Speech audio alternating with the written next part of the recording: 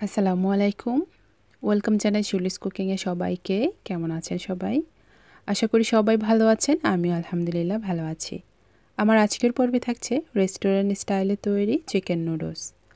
খুব সহজভাবে ঘরে থাকা অল্প কিছু উপকরণ দিয়ে আজকের এই রেসিপিটা শেয়ার করব আপনাদের সাথে। আশা করি প্রতিদিনের মতো আজকের এই রেসিপিটাও আপনাদের কাছে ভালো লাগবে। তো চলুন দেখে নেই কীভাবে এই চিকেন নুডলস তৈরি করতে হয়। চিকেন নুডলস তৈরি করার জন্য আমি এখানে মুরগির বুকের মাংস নিয়েছি প্রায় 300 গ্রাম। মাংসগুলোকে ছোট ছোট করে কেটে নিয়েছি। এখন এই মাংসের সাথে কিছু মশলা অ্যাড করে ম্যারিনেট করে নেব। প্রথমে দিয়ে দেব স্বাদ মতো লবণ, 1 টেবিল চামচ সয়া সস, 1 চা চামচ আদা রসুন বাটা, 1/4 চা চামচ গোলমরিচের গুঁড়া, 1 চা চামচ কর্নফ্লাওয়ার। কর্নফ্লাওয়ারটা দেওয়ার চেষ্টা করবেন, এতে করে মুরগির মাংসটা খুব সফট থাকবে। এখন একটি প্যাচুলার দিয়ে নেড়ে ছেড়ে খুব ভালোভাবে মিশিয়ে নেব আর মাংসটাকে রেস্টে রেখে দেব 10 মিনিটের মতো। চুলায় হাঁড়িতে পরিমাণ মতো পানি বসিয়ে দিয়েছি আর দেব পরিমাণ মতো লবণ, 1 টেবিল চামচ রান্নার রেগুলার তেল। পানিটা যখন ফুটে উঠবে তখন আমি এখানে নুডলস অ্যাড করে দেব।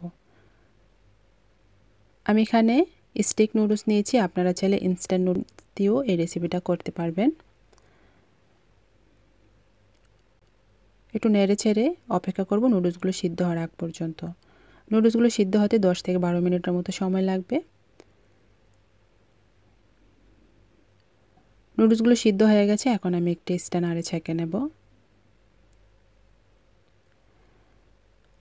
নুডলসগুলো ছেঁকে আমি ঠান্ডা পানি দিয়ে ধুয়ে নেব বেশ কয়েকবার, এতে করে নুডলসটা অনেকটাই ঝরঝরে থাকবে, একসাথে লেগে লেগে যাবে না।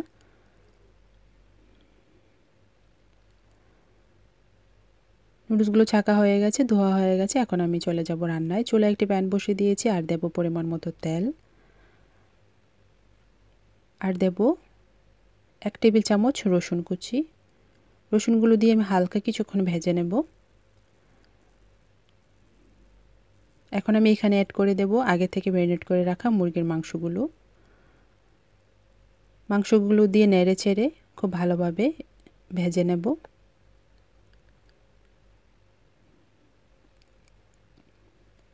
মাংসগুলো ভাজা হয়ে গেছে, এখন আমি এখানে অ্যাড করব 1/3 কাপ গাজর কুচি।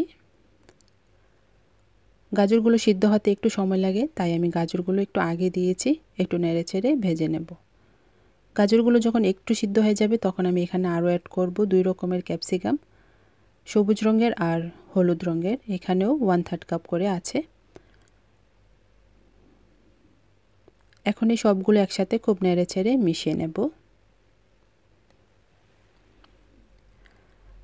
এখন আমি এখানে দেব 2টো কাঁচামরিচ কুচি, 1 টেবিল চামচ সয়া সস, 2 টেবিল চামচ টমেটো সস, 1/4 চা চামচ গোলমরিচের গুঁড়া, সামান্য পরিমাণ লবণ। লবণটা বুঝে দিতে হবে, যেহেতু আমি নুডলসের মধ্যেও লবণ দিয়েছি, চিকেনের মধ্যেও লবণ দিয়েছি, শুধু সবজিগুলোর জন্য এখানে লবণটা অ্যাড করতে হবে। এখন নেড়ে ছেড়ে সবগুলো খুব ভালোভাবে মিশিয়ে নেব। চুলার জালটা হাইয়ে রেখে এই রান্নাটা করতে হবে। এখন আমি এখানে অ্যাড করে দেব আগে থেকে সিদ্ধ করে রাখা নুডলসগুলো। নুডলসগুলো দিয়ে নাড়াচাড়া করে সবগুলো একসাথে খুব ভালোভাবে মিশিয়ে নিতে হবে। নুডলসগুলো দেওয়া হয়ে গেলে আমি 2 থেকে 3 মিনিটের মতো সবগুলো সবজির সাথে নুডলসগুলো রান্না করব। আমার নুডলসগুলো রান্না করা হয়ে গেছে। এখন আমি চুলার জালটা বন্ধ করে নুডলসগুলো গরম গরম পরিবেশন করে নেব। আমি একটা প্লেটে পরিবেশন করে নিচ্ছি। আপনারা চাইলে আমার রেসিপি ফলো করে অল্প সময়ে এই নুডলসটা বাসায় তৈরি করতে পারবেন। সকাল কিংবা বিকেলের নাস্তায় অথবা বাচ্চাদের টিফিনের জন্য এই রেসিপিটা তৈরি করতে পারবেন। আমার রেসিপি ভালো লাগলে একটি লাইক দিবেন আর চ্যানেলটিকে সাবস্ক্রাইব করে চ্যানেলটির পাশেই থাকবেন। আগে থেকে যারা আমার চ্যানেলের পাশে আছেন তাদেরকে জানাই অসংখ্য অসংখ্য ধন্যবাদ। আশা করি সবসময় আমার চ্যানেলের পাশেই থাকবেন। তো সবাই অনেক ভালো থাকবেন। দেখা হবে নতুন কোনো পর্বে। আল্লাহ হাফেজ।